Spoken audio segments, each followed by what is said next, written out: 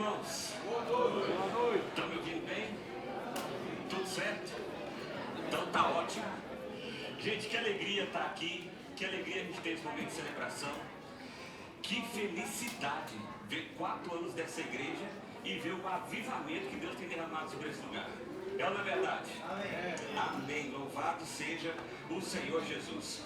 Eu quero convidar você a abrir a sua Bíblia lá em 1 Tessalonicenses. 1 Tessalonicenses, capítulo 1, do verso 2 até o verso 10. Nós vamos meditar nesse tema, viver o Evangelho na cidade, um chamado à transformação. Viver o Evangelho na cidade, um chamado à transformação. Diz assim a palavra do Senhor: damos sempre graças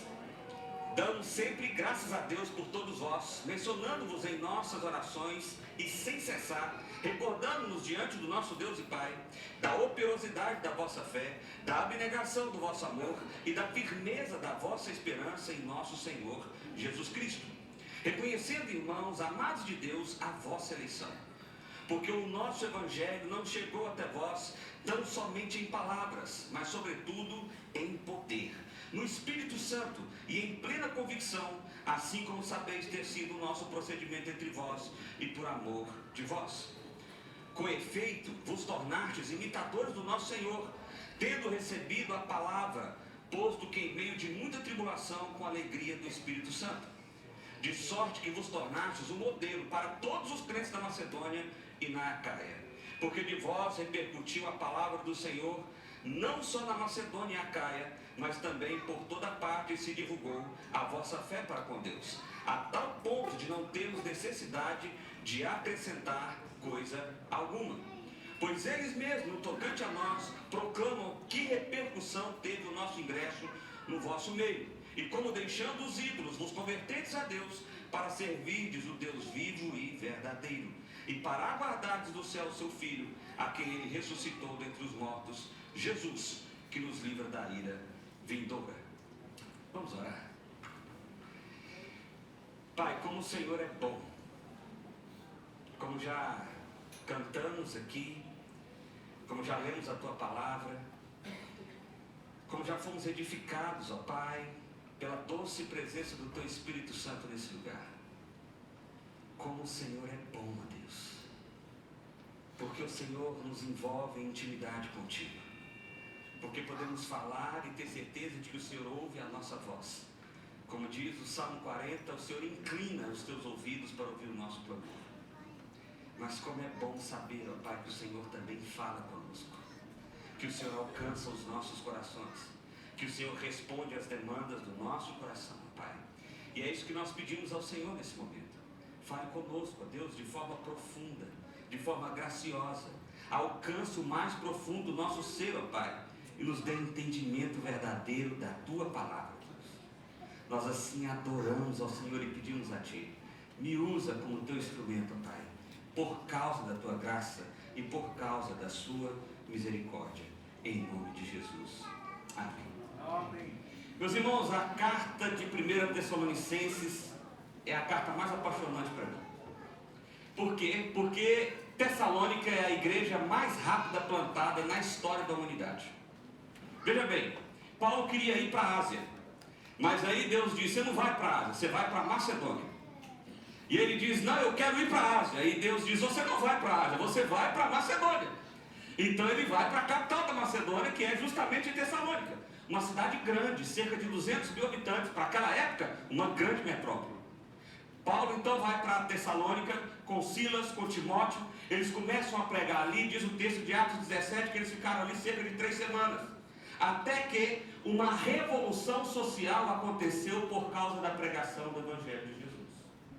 Pessoas começaram a mudar a sua prática de vida, e isso incomodou aquela cidade. Um grupo então começou a querer perseguir e matar o apóstolo Paulo. Ele foge então para Bereia, uma cidade próxima, mas lá em Bereia, ele pregando o evangelho naquele lugar, aquele povo lá de Tessalônica vai atrás dele. Você vê que tem gente maldita em todo lugar da época, né? O povo vai lá atrás dele, não quer matar Paulo. Paulo agora tem que fugir para mais longe. Ele vai para Atenas. Passa 6 meses. Não tem WhatsApp, não tem e-mail, não tem nada disso. E Paulo está pensando, o que aconteceu com Tessalônica? Timóteo voltou para lá, viu o que estava acontecendo e vem dar um relato para Paulo. A gente não sabe o que Timóteo falou, mas a gente tem uma ideia a partir de como Paulo escreve essa carta. Imagine você, recebeu a verdade do Evangelho, foi impactado por essa verdade, e alguém agora vai prestar um relatório sobre a sua vida para o apóstolo Paulo. E eu não sei se eu queria que fizesse isso comigo, mas é isso que está acontecendo. E aí Paulo vai escrever essa carta. E o que a gente vê aqui é que Paulo, ao receber o relato de Timóteo, ele nos mostra como é viver o Evangelho na cidade. Aquela cidade era cosmopolita, aquela cidade era plural, aquela cidade tinha os mesmos problemas que temos nas nossas grandes cidades. Ela não era diferente da realidade que nós estamos inseridos agora. Mas aquela galera de Tessalônica, em apenas 3 semanas, eles receberam o Evangelho, encarnaram o Evangelho e viveram de maneira tão missional o Evangelho, que agora nos serve de parâmetro para como eu e você devemos viver o Evangelho na cidade, como igreja de Jesus. Então vamos ver aqui algumas características. A primeira coisa é que Paulo, recebendo o relato de Timóteo, percebe como que a fé verdadeiramente transformou a vida daquelas pessoas. Olha o que diz o texto: dando sempre graças a Deus por todos vós, mencionando-nos em nossas orações e sem cessar, recordando-nos diante de Deus e Pai da operosidade da vossa fé, da abnegação do vosso amor, da firmeza da vossa esperança em nosso Senhor Jesus Cristo, reconhecendo, irmãos amados de Deus, a vossa eleição, porque o nosso Evangelho não chegou até vós não somente em palavras, mas sobretudo em poder, no Espírito Santo e em plena convicção, assim como sabeis ter sido o nosso procedimento entre vós e por amor de vós. Veja bem, qual é a mensagem que Paulo pregou ali? O Evangelho. Como que a gente pode resumir a realidade do Evangelho? Naquele tempo e nos nossos dias. Eu gosto de resumir com a história da redenção, que acontece em 4 atos. Deus criou todas as coisas. Ele viu que tudo era perfeito e bom. Deus criou por último o homem, depois a mulher, pegou o homem e a mulher e disse: olha, desfruta, é de vocês, é para vocês. Eu quero ter um relacionamento íntimo com vocês, por isso, todo fim de tarde, eu vou vir aqui bater um papo com vocês. E diz o texto que Adão contava o que aconteceu. Imagina a conversa, isso só está na minha versão, tá bom? Então Adão chegava para Deus e falava assim: Deus, eu vi um bicho pescoçudo, deu o nome de girafa. Comi uma fruta hoje maravilhosa, deu o nome de pera. E esse era o papo mais ou menos, e ali tinha intimidade. O que Adão e Eva não podiam fazer? Comer da árvore do conhecimento, do bem e do mal. Eu não sei você, mas eu sempre fico intrigado, porque é o seguinte: o Éden não era um pedacinho pequeno. Eu imagino que era um jardim grande. Afinal de contas, o que Adão e Eva estavam fazendo lá da árvore? Porque a serpente não foi lá chamar eles. A serpente estava na árvore. E eles estavam passando por ali. Fazendo o que? Eu não sei. A mesma coisa que a gente, quando recebe um WhatsApp que não deveria responder, quando recebe um e-mail que não deveria dar continuidade, quando recebe uma ligação que deveria desligar na hora. Eles estão lá passando, a serpente joga a conversa na Eva, o frouxo do Adão está lá do lado, não faz nada, igual alguns homens nos dias de hoje. Esse é papo para outro dia. E aí, Eva come do fruto, dá para o Adão, o frouxo do Adão come, porque se for eu, falava: o problema é seu, se vira agora, fora dessa. Mas ele come, Deus vem, cobra de Adão o que aconteceu, o pecado entrou no mundo, tudo está em desarmonia, o casamento entra em colapso. Naquele mesmo momento, Adão e Eva não tinham mais intimidade, eles sentiam vergonha um do outro, eles se separaram, eles começaram a acusar um ao outro, e essa é a realidade do pecado que agora nós vivemos. O pecado contaminou tudo. Quem aqui gosta de jiló? Ninguém. Olha, Uns 4, 5, 6. Vocês têm vergonha de falar que gostam de Giló? Eu também não gosto, não, eu acho horrível. Mas a pergunta é, Deus criou o Giló, sim ou não? Você acha que o Giló era gostoso ou ruim? Top! Giló era delicioso, gente. O que aconteceu com o Giló então? O pecado contaminou o gosto do Giló. Por que tem gente que gosta? Porque o pecado nos contamina de forma diferente.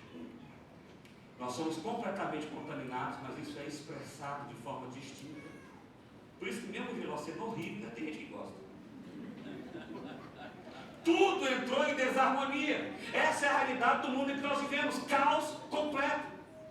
Por isso que a gente sai às vezes de casa sem vontade. Deixa eu contar um segredo para vocês. Houve um tempo no meu casamento que eu não queria ter filhos. Eu falava assim, gente, não dá para ter filho nesse mundo aqui não. Isso aqui está muito doido, não tem como sair do lado de lá uma coisa que presta. E aí eu fui trabalhar numa escola, dando aula no ensino médio de sociologia e filosofia.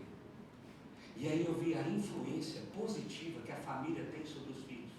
E eu percebi que nada influencia mais uma criança, um adolescente, do que a própria casa. Aí eu falei, não, nesse caso então, se não dá o que não presta, a culpa é minha. Aí eu tenho que assumir essa bronca. Graças a Deus, Deus nos deu 2 filhos. O Isaac, que é o 80, o Isaac já nasceu assim, ó. E o Caleb, que é o 8. O Caleb é assim. Só que agora está sendo contaminado pelo irmão. Porque o pecado é isso aí, ele acabou com tudo. Essa é a realidade que nós vivemos. Mas aí há uma promessa que permeia todo o Antigo Testamento. Haverá o Messias que pisará sobre a cabeça da serpente.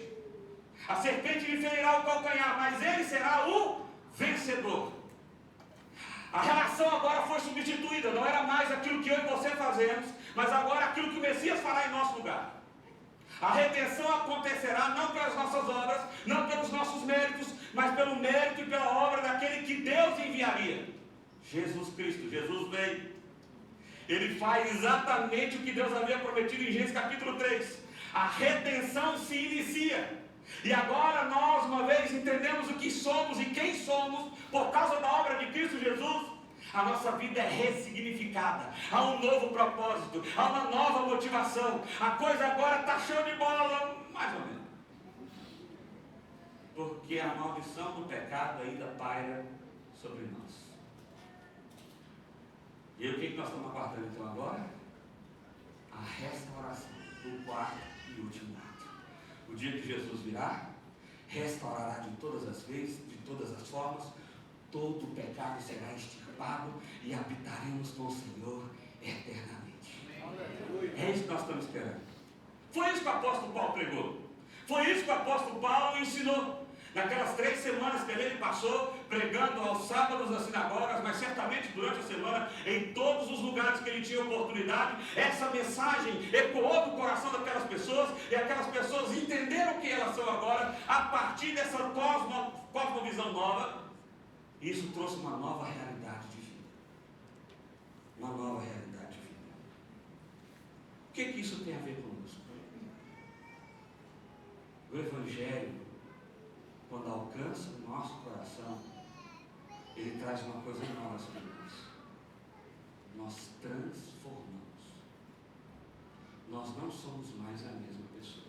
Eu quero que você entenda que a partir do que nós vamos ver aqui, é uma consequência natural de alguém que foi alcançado pela realidade da mensagem do Evangelho. Isso aqui que nós vamos ver agora, não é que nós precisamos fazer para alcançar o Evangelho. É porque o Evangelho veio, transformou, e agora como consequência, essas características são perceptíveis, são vistas. Olha o que acontece. Ele coloca 3 características interessantes aqui. Olha, nós damos sempre graças a vocês, nós estamos felizes com o que Timóteo falou, nós estamos vendo como a igreja tem florescido, como vocês têm sido maravilhosos, e ele destacou pelo menos 3 coisas interessantíssimas com vocês. como vocês têm trabalhado como algo que resulta da fé de vocês. A motivação do trabalho de vocês não é mais uma segunda intenção. A motivação do trabalho de vocês não é mais um resultado oculto, mas é por causa da fé que vocês têm em Cristo Jesus. Isso transformou a motivação de vocês e agora vocês se entregam em trabalho árduo. Quase igual a gente, né? Vocês agora trabalham porque trabalham para o Senhor. Vocês realizam porque realizam para o Senhor. Uma segunda característica, vocês têm um esforço motivado pelo amor. Vocês amam agora de forma altruísta, sacrificial. Não é mais um amor interesseiro. Não é mais um amor que eu faço aqui desde que eu tenho uma vantagem por lá. Imagine você, mulher. Seu maridão acordou de manhã, cedinho, sem você perceber. Foi lá, achou aquelas bandejas de café da manhã, que você tem umas 15 na sua casa, colocou um monte de coisa em cima e trouxe. E você acordou e falou, ele nunca fez isso. E ele te enche de elogios, aquela coisa maravilhosa, e diz, olha, hoje nós vamos ficar só nós dois. Reservei um lugar para a gente almoçar maravilhoso. E aí ele leva você para almoçar num lugar maravilhoso. E você está aqui pensando, tem alguma coisa errada. Esse homem pronto. E aí aquela coisa maravilhosa. À tarde passear, praia, enfim. E à noite outro jantar. Em outro lugar maravilhoso. Você pensa, não está nem para pagar essas coisas. E aí a noite é linda. A noite é espetacular. E você já dorme convencido, gente, esse homem mudou. Aí outro dia, amanhece, não tem mais o café da manhã, mas ele dá palavras de carinho, de amor e tal. Vocês vão almoçar em casa, e ele diz assim, bem, eu tenho um trem para te dizer que eu acabei esquecendo. Sabe o que é? Nós estamos com aquela turma de bike, andando de bicicleta por aí, e bem, você vê o que aconteceu, coisa maravilhosa, fulano vai mudar de cidade, e vai vender a bicicleta dele para mim, e vai dividir só em 10 vezes, ela está barata demais, R$45 mil.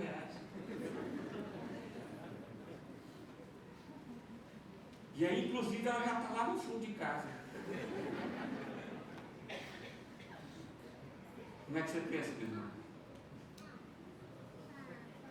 Eu sabia que tinha uma coisa errada. Mas quando o Evangelho nos transforma, o nosso amor, ele é puro. Porque ele é motivado pelo desejo sincero de amar. Você sabe por que isso acontece? Porque Cristo nos amou de tal maneira, e continua nos amando, e continua olhando para nós com olhar de ternura, e nos resgata nas mãos dele, não deixa que nada nos retire das mãos dele, porque ele nos ama de forma incondicional. Ele se sacrificou por nós, e por causa do sacrifício, do constrangimento do amor dele, então agora nós nos vemos na condição de não agir de outra forma que não seja essa. E ele vê uma terceira característica: vocês perseveram por causa da esperança que vocês têm. Vocês continuam a caminhada, vocês não desistem, porque há uma esperança viva que motiva o passo, mesmo diante de dias difíceis, mesmo diante de dor. Eu estou com 2 pessoas lá na minha igreja que estão com câncer. Uma é uma mulher, ela está com câncer no pulmão, de um jeito que não pode ser operado, mas de um jeito que pode ser controlado. Meu irmão, você vê o testemunho dessa mulher, já tem 2 anos que ela está em tratamento. Ela se entrega. Não é por causa do câncer, não, ela já fazia isso antes. Mas o fato dela estar com câncer parece ser um negócio assim mais, poxa, que legal. Eu estou com outro homem lá, esse está com câncer em estado terminal. Descobriu um câncer no fígado, descobriu um câncer no pâncreas e descobriu um câncer no pulmão. Pela medicina, vamos até onde dá. É ele que consola a família. negócio espetacular. Toda vez que a gente vai lá orar, a esposa está chorosa, os filhos estão apreensivos. E ele, não, já falei, pastor, está tudo bem. Está tudo certo. Eu estou em paz. Se Deus me der mais um ano, show de bola. Se Ele me der mais um mês, show de bola. Eu falo, pai, eu não sou crente, não. Porque o que motiva o coração a continuar perseverando, mesmo diante de dias difíceis, mesmo diante de lutas que nós não conseguimos lutar, é a esperança que nós temos em Cristo Jesus. Amém. Lembra? É a restauração. Nós estamos aguardando a redenção completa. E aí, por causa dessas características, Paulo identifica duas coisas. Olha, eu reconheço em vocês que vocês são povo de Deus. Eu reconheço em vocês que vocês foram eleitos pelo Senhor. Eu reconheço em vocês que vocês fazem parte da família do Senhor. E eu reconheço também que o que aconteceu com vocês não foi a nossa estratégia, não foi a nossa capacidade de argumentação, não foi a nossa oratória ou o nosso bom testemunho. O que aconteceu com vocês é que o poder do Espírito Santo foi sobre vocês, abriu os olhos de vocês, trouxe entendimento da verdade do Evangelho, e agora vocês desfrutam da realidade, da nova vida que há em Cristo Jesus. Meu irmão, esse poder está aqui e agora. Agora. É o mesmo poder, é a mesma mensagem e, sobretudo, é o mesmo Espírito. Parker, ele vai dizer o seguinte: a marca do cristão não é apenas o que ele crê, mas como essa crença molda a sua vida diária. Mais uma vez, eu não quero que você confunda a mensagem do Evangelho com o resultado do Evangelho. Eu não estou dizendo aqui de forma nenhuma que você é crente porque você tem que parar de fazer isso ou começar a fazer aquilo. O Evangelho não é moral. A moralidade do Evangelho é uma consequência de uma transformação primeira que aconteceu no coração do homem. Está entendendo isso? É natural. É igual os casamentos que a gente vê de vez em quando, a gente vai receber no gabinete, principalmente casais jovens. É uma bênção. É bom demais. Porque o cabra tem 38 anos, gasta todo o dinheiro com PlayStation, não tem tempo para ficar com a esposa porque tem que jogar sei lá o que, sei lá das quantas. Ou pior, o cabra nem em casa fica. Pastor, mas eu não posso ter a minha individualidade? Eu falei, claro que pode. Você não devia ter casado. Casou, acabou a individualidade.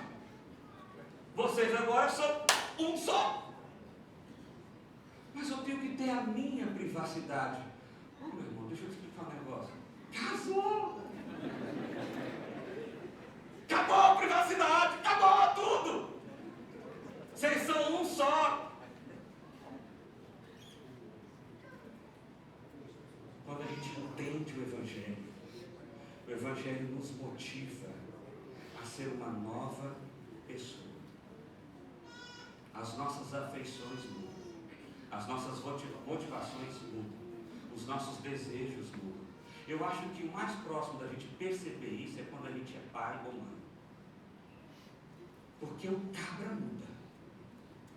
É outra pessoa. A mãe é uma coisa linda, porque na gravidez ela já vai mudando. Óbvio, ela está gerando ali, né? Então aquilo vai nutrindo amor e as percepções já vão mudando. O pai tem isso que é mais leve, demora até um ano depois do menino nascer para ele começar a mudar. Mas muda também. O Evangelho é essa transformação real que acontece na nossa vida. Mas o mais interessante é que Paulo vai falar um negócio aqui agora que eu acho meio absurdo. Olha só o que ele diz. Com efeito, vos tornastes imitadores nossos e do Senhor, tendo recebido a palavra, posto que em meio de muita tribulação, com a alegria do Espírito Santo. Você está entendendo isso aqui, né? O que nós ouvimos de vocês é que vocês se tornaram imitadores nossos e, por consequência, imitadores de Cristo. Quanto tempo que eles ouviram a palavra, gente? 3 semanas. Eu sei 30 anos e até agora aprendi. 3 semanas. Não, pastor, eu preciso começar a ler primeiro, eu preciso ter um compêndio, uma dogmática teológica, para que eu possa realmente... Não, você precisa do poder do Espírito Santo de Deus. Amém. Pode ler teologia, é bom também. o poder do Espírito Santo, as suas motivações não mudam, as suas afeições não mudam, a sua identidade não muda. No máximo você acumula uma realidade de intelecto. Por causa disso, por terem recebido a palavra de Deus, eles a receberam no meio de muita tribulação. Óbvio, você acha que esse povo que tentou matar Paulo viajou para outra cidade para tentar matar o cara, volta para a cidade deles e fala assim: não, deixa ele, bonzinho, tadinho. Começou perseguição, começou uma realidade de tribulação. E como é que eles reagiram diante da tribulação? Show de bola.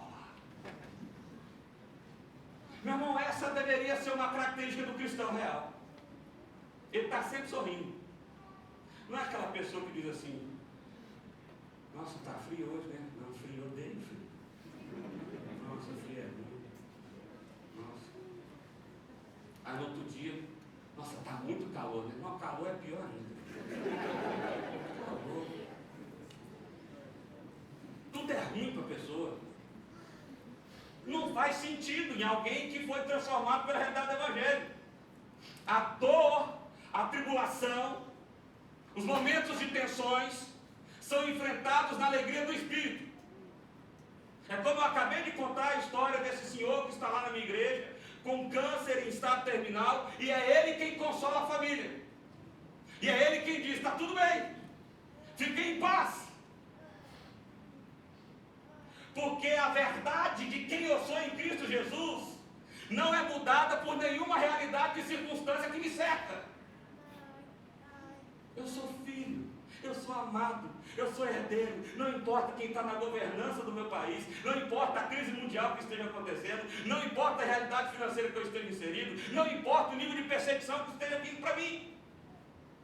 Nada muda quem eu sou. Quando eu era adolescente, eu tinha um pastor que ele fez uma série de pregações em Apocalipse. Ele dizia que nos últimos dias ia haver uma grande perseguição sobre a igreja. E ele dizia o seguinte: que alguém ia falar assim: nega Jesus, senão eu te mato. E eu tinha lá meus 14 anos, ficava pensando: não quero passar por esse trem para ter certeza de que vou para o céu. Porque ali no auge da minha sabedoria dos meus 14 anos, eu tinha um pouco de dúvida sobre isso. Então eu pensava: se alguém disser para mim quem era Jesus não te mata, eu falava: mata, mata, mata, mata. Eu falei assim: morri por Cristo, estou no céu, pronto. Na minha lógica era essa a realidade.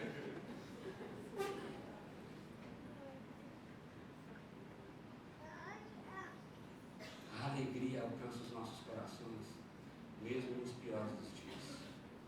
Eu não estou dizendo que não tem lágrima, eu não estou dizendo que não tem dor, mas eu estou dizendo que ainda assim a gente consegue encontrar um nível de paz, porque nós estamos sonhando com a restauração final. E o texto continua: de sorte que vos tornastes modelo para todos os crentes na Macedônia e na Acaia, porque de vós repercutiu a palavra do Senhor, e não só na Macedônia e na Acaia, mas também por toda parte divulgou a vossa fé para com Deus, a tal ponto de não ter necessidade de acrescentar coisa alguma. Meu irmão, que doideira é essa? Pastor Rafael, se você sair daqui agora, com toda a liderança da igreja, e falar assim: gente, daqui 3 semanas eu volto, vocês continuam pregando aí, alcançando Florianópolis. Você está entendendo?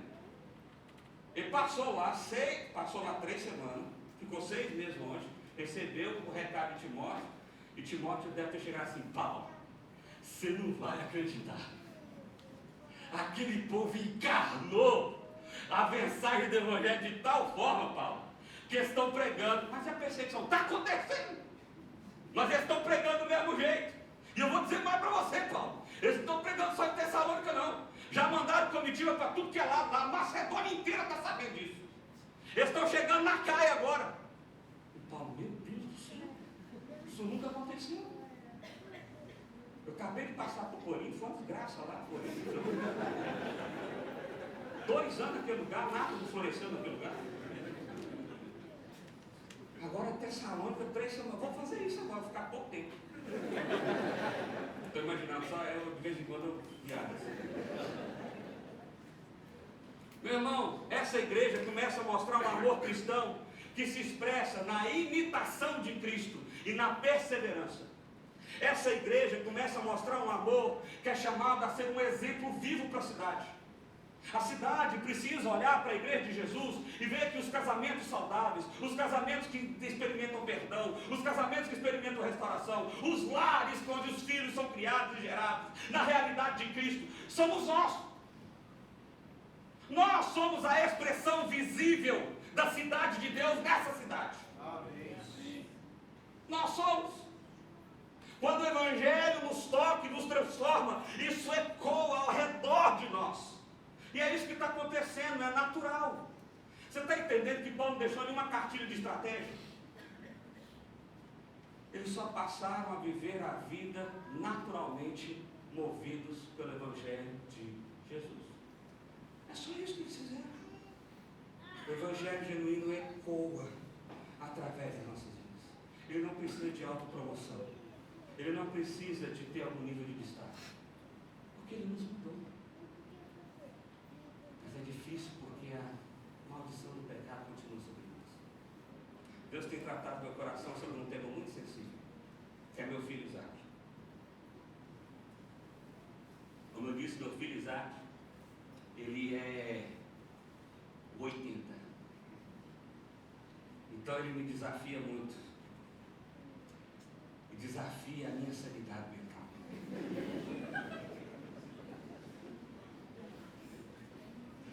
E eu me pego querendo controlar o meu filho. Olha essa cena. Eu estou pregando.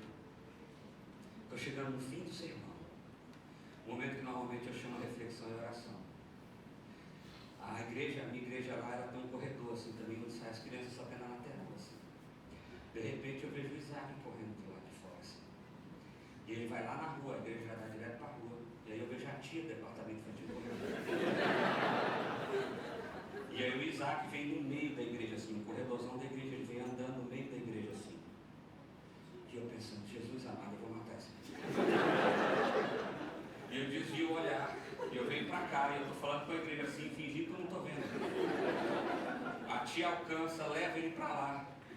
Esse dia estava o Vitor Quevedo tocando lá na igreja, um cara que toca viola caipira. Ele falou assim, pastor, eu estava atrás de você. Eu não vi seu rosto, mas subiu uma áurea negra. Eu pensei, meu Deus, esse menino vai morrer.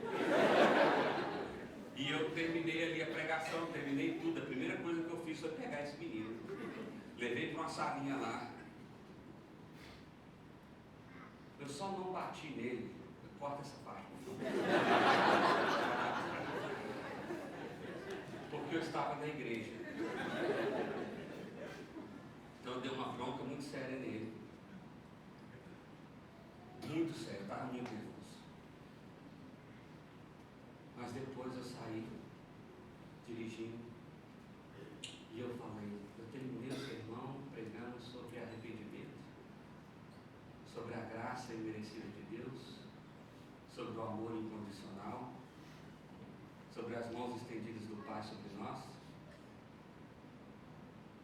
E eu sou um instrumento da ira de Deus sobre meu filho. Não faz sentido. Porque eu quero controlar as ações dele. Eu quero que ele age e reaja conforme o meu agrado. E aí eu preciso descobrir como eu sou pecador. E como eu já chorei mesmo. Pensando o seguinte, se eu continuar demonstrando ira para o meu filho, como pastor, que Deus ele vai perceber, que Deus ele vai ver, como é que ele vai perceber a pessoa de Deus, que a gente chama de Pai. Por isso que nós precisamos ser imitadores de Cristo. De Cristo. E por isso eu não estou dizendo que não tem disciplina, é só ler a Bíblia, tá? Mas eu estou dizendo que a gente sempre caminha para a redenção e restauração. Para a redenção e restauração. Olha só, o ciclo é simples. A forma de ser como ser um crente na cidade, olha só. Você imita Cristo, isso te gera um testemunho público e isso gera um impacto na cidade.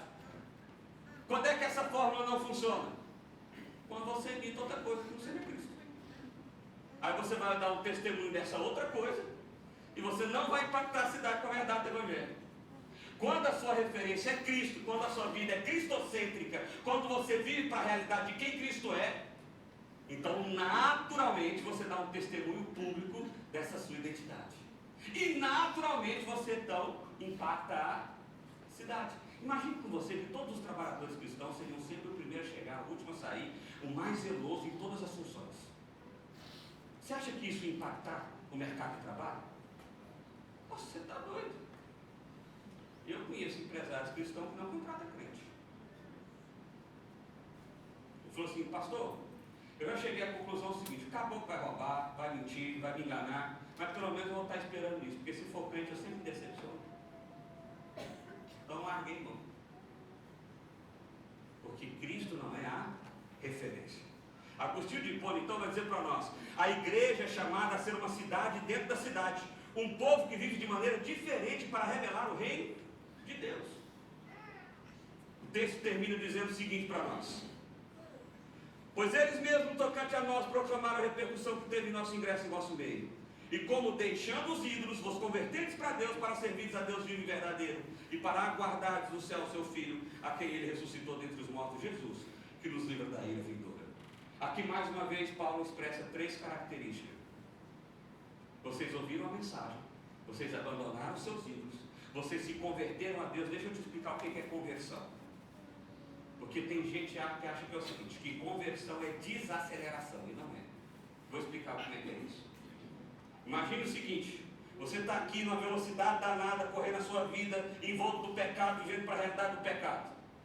E aí você ouviu a mensagem do Evangelho. E aí você faz assim agora, você desacelera. Então se você bebia muito, você tem mais controle, se você ia muito para tal lugar, você tem mais controle, se você ia para... mas você não mudou a rota, você só deu uma desacelerada. Conversão, a palavra conversão significa mudança de rota. Então eu abandono os ídolos, eu deixo os ídolos para trás, e agora a minha vida converge numa nova direção, que expressa a realidade de quem eu sou em Cristo Jesus. E como que isso se percebe? Porque agora a minha vida é um serviço ao Senhor. Tem gente que acha que Deus é a lâmpada do radinho. A gente fala assim, olha, eu vou na igreja esse mês, todos os domingos. Inclusive vou dar oferta todo domingo. Aí no último domingo eu esfrego a lâmpada e falo, Senhor, me abençoa.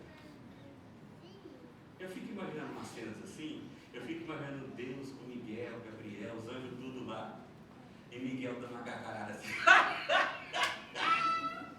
É outro que não entendeu nada. O cara está vivendo religião, ele não está tendo intimidade com a gente, Deus.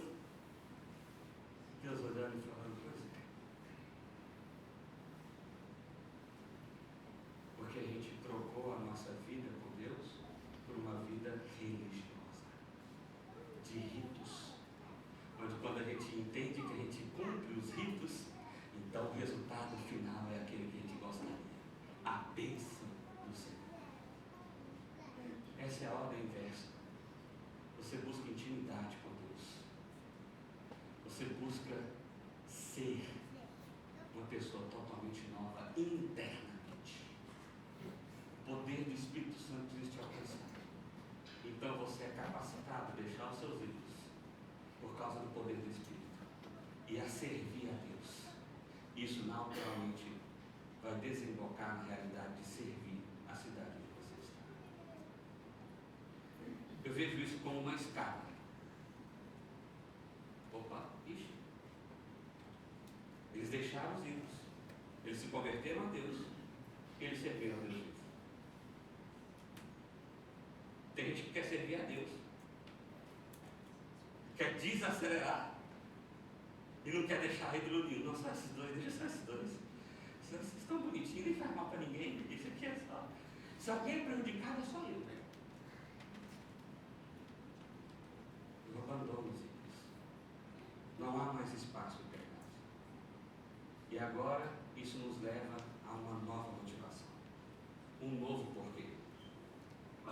A expectativa da vinda de Jesus redefine o nosso propósito, a nossa prioridade, o nosso valor. Sabe? No seu casamento, você experimenta lacunas de orgulho e vaidade. Eu conheci um casal uma vez que eles ficaram 3 meses sem conversar. E tinham 2 filhos pequenos. Eu falava, mas como é que acontece? Não, a gente só fala assim, pega o menino, tira o menino, dá comida para o menino, mas a gente não troca de alma. Que maravilha! Que bênção a vida de vocês. Não, pastor, enquanto ela não vier ajoelhando aqui pedir perdão, eu não mudo minha postura. E que legal. Top demais. Vamos falar a mesma coisa para Jesus, né? Porque os orgulhosos não entraram no reino dos céus. Então você está entendendo que você está abraçando o capeta e se eu olhando para a restauração, irmão, não tem tempo para ficar com pequenininho, não. Eu não tenho tempo para meu orgulho, para minha vaidade, não. Eu sou uma porcaria. Eu sou alguém que não merece nada de Deus. Se eu estou olhando para Deus, o meu propósito muda, a minha prioridade muda, o meu valor muda. Mas eu não vou pedir perdão porque eu não estou errado. Vou pedir perdão sim. Porque eu continuo errando dioturnamente e Jesus não me abandona. Jesus não me larga. Jesus continua me resgatando de mim mesmo. Jesus continua afirmando o amor dele por mim.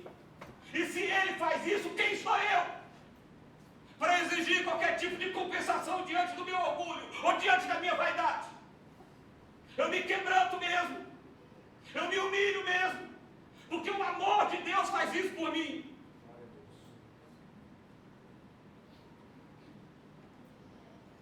Martim Lutero vai dizer: a maior evidência de que pertencemos a Cristo não está no que dizemos crer, mas em como vivemos e no que abandonamos por Ele. Eu creio em Cristo Jesus. Conheço toda a confissão de fé.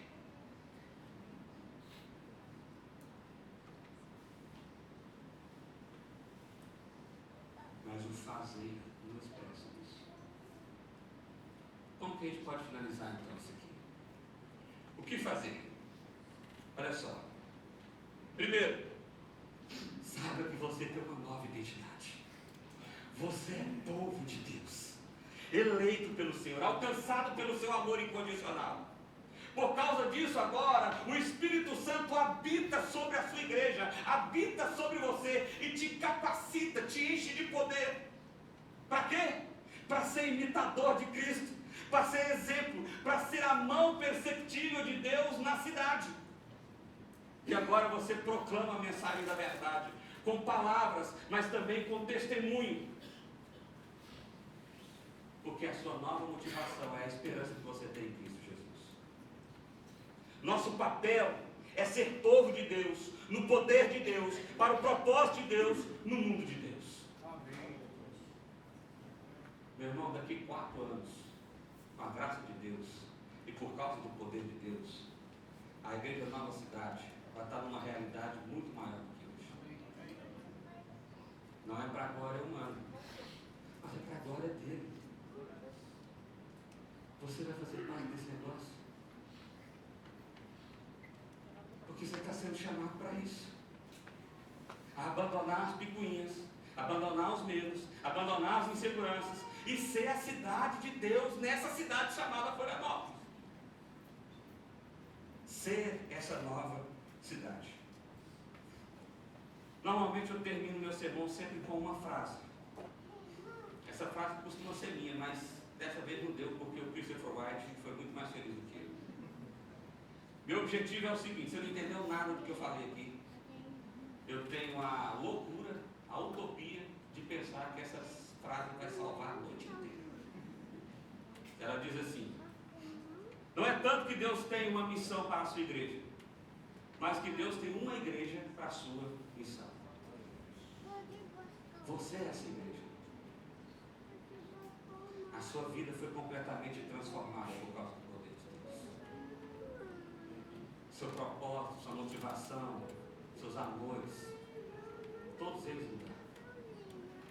Porque você agora é uma nova criatura. Sabe, eu creio de verdade que quando a gente toma um tempo como esse para ler a palavra do Senhor e pedir ao Espírito do Senhor que ministre sobre os nossos corações, nós não podemos terminar um momento como esse sem uma resposta para Deus.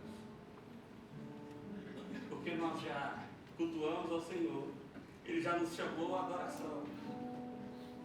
Nós já recebemos a tua bênção por meio da ceia. Nós já fomos declarados justificados. Mas agora o Senhor nos chama a ser uma cidade no meio dessa cidade. A viver a missão. Não porque temos uma missão, mas porque somos a missão. A missão agora define quem nós somos completamente. Nós somos alguém que expressa o amor de Deus. A reconciliação de Deus com o mundo. A restauração das dores e das mazelas que existem no mundo. Nós caminhamos em perseverança, mesmo em dias de tribulação. Nós caminhamos com alegria. O que você vai responder para o Senhor? O que você vai falar para o Senhor? Como que você vai responder ao chamado do Espírito de Deus por você hoje? Nós vamos cantar uma música. Eu quero convidar você a ficar de pé. E a você fazer a sua oração, onde você estiver. E você falar para o Senhor: Senhor, eu estou aqui. Eu estou aqui para viver a sua missão. Talvez você precise ser curado primeiro. Talvez há dores, há mágoas, há impedimentos na sua alma de viver a realidade do todo que esse Evangelho nos oferece. Então talvez o que você tem que fazer agora é falar assim: Senhor, me perdoa.